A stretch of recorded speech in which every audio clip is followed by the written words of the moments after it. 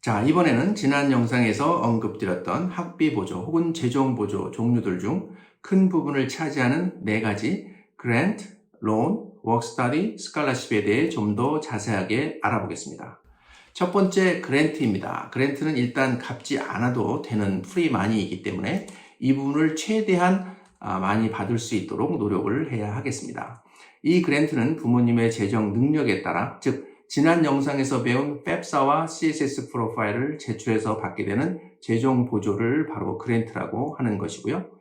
이 때문에 그랜트의 금액은 철저하게 부모의 재정 상태가 결정 요소가 되는 것입니다. 이제 그랜트의 종류에 대해 알아보겠는데요. 크게 페더럴 그랜트와 스테이트 그랜트 두 가지로 나뉘고요. 좀 더 세밀하게는 총 5가지 종류가 되겠습니다. 첫 번째, Federal Pell Grant, 두 번째, FSEOG, Federal Supplemental Education Opportunity Grant, 세 번째는 TEACH, Teacher Education Assistance for College and Higher Education Grant이고요. 네 번째, 캘리포니아 학생들에게만 주는 캘 그랜트가 있으며 다섯 번째인 Institutional Grant가 있는데요. 이에 대해 하나씩 자세하게 알아보겠습니다. 첫 번째, Federal Pell Grant. 2021-2022 기준 1년에 최대 6,495불을 받을 수 있겠습니다. 여기서 ACG라고 있는데요. 펠 그랜트, 즉 연방정부로부터 그랜트를 받는 학생들 중에서 고등학교를 우수한 성적으로 졸업한 학생들에게 연방정부가 주는 것입니다. 대학 신입생에게는 최고 $750, 2학년 학생들에게는 최고 $1,300까지 지급하고 있습니다. 두 번째입니다. FSEOG인데요. 최대 1년에 4,000불까지 받을 수 있겠습니다. 세 번째, TEACH인데요. 최대 1년에 3,764불에서 4,000불까지 받을 수 있습니다. 네 번째, 캘리포니아 주만 해당하는 것인데요. 캘 그랜트라는 학자금 지원이 있습니다. 캘 그랜트는 다시 상환할 필요가 없는 무상 지원금이고요. 이 캘 그랜트에는 A, B, C가 있는데요. 이 중 가장 많은 사람들이 대상이 되는 것이 A와 B가 되겠습니다. 그런데 이 두 가지에는 굉장히 큰 차이가 있습니다.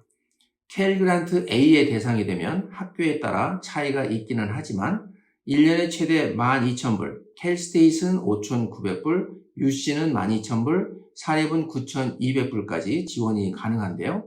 이에 반해서 B에서는 최고 금액이 1년에 1,600불 정도밖에 되지 않습니다.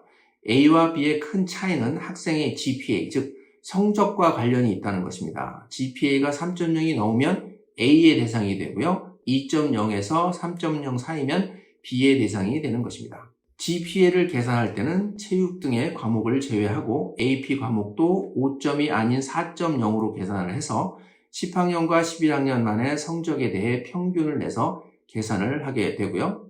이 캘 그랜트를 받기 위해서는 GPA 베리피케이션 폼을 제출해야 하는데요.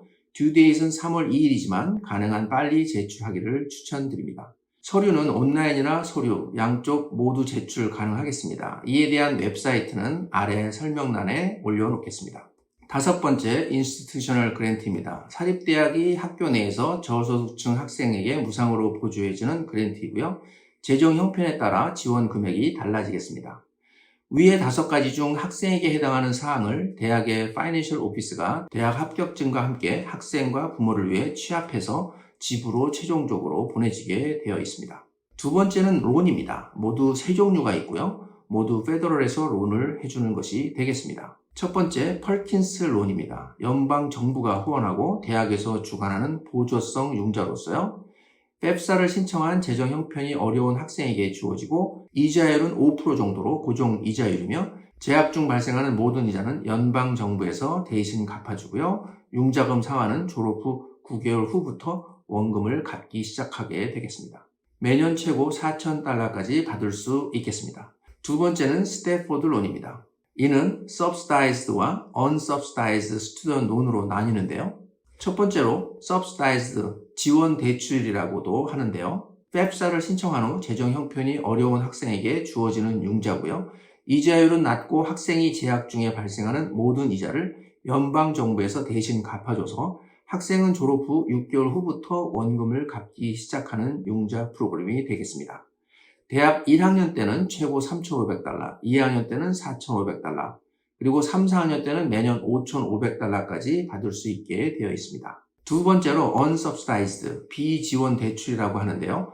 팹사를 신청한 후에 연방 제조 보조 수혜 자격을 인정받기만 하면 가정 형편에 상관없이 받을 수 있습니다. 그러나 융자를 받은 후 발생하는 이자는 학생이 대학 재학 중에라도 갚아 나가야 하겠습니다. 융자 한도 금액은 $2,000며 부모님 크레딧이 나빠서 부모가 연방정부의 론을 받을 수 없는 경우 1, 2학년 때 $4,000, 3, 4학년 때는 $5,000를 추가로 받을 수 있겠습니다. 그러나 이자를 재학 중에라도 갚아야 하기 때문에 이 론은 보통 추천하지 않습니다. 세 번째는 플러스 론입니다. Parent Loan for Undergraduate Study의 약자인데요. 즉 부모님이 대학 학자금을 위하여 받는 융자가 되겠습니다. 가장 쉬운 학자금 지원이며 동시에 가장 부담스러운 학자금 조달 방법이 되겠습니다.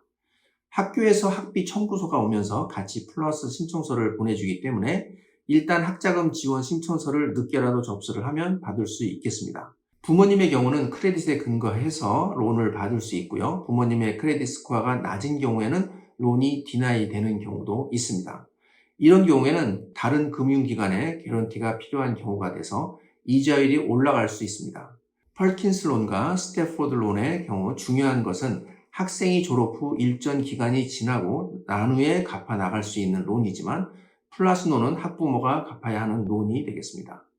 세 번째, 워크스타디로서 한국말로는 교내 근로장학금이라고 하죠. 도서관, 학교, 사무실, 카페 등 교내에서 일하면서 장학금을 받는 것을 말하고요. 마지막으로 네 번째, 스칼라십, 장학금입니다. 갚지 않아도 되는 것으로서 학생들의 학업 능력에 의해 받는 재정 지원이 되겠습니다.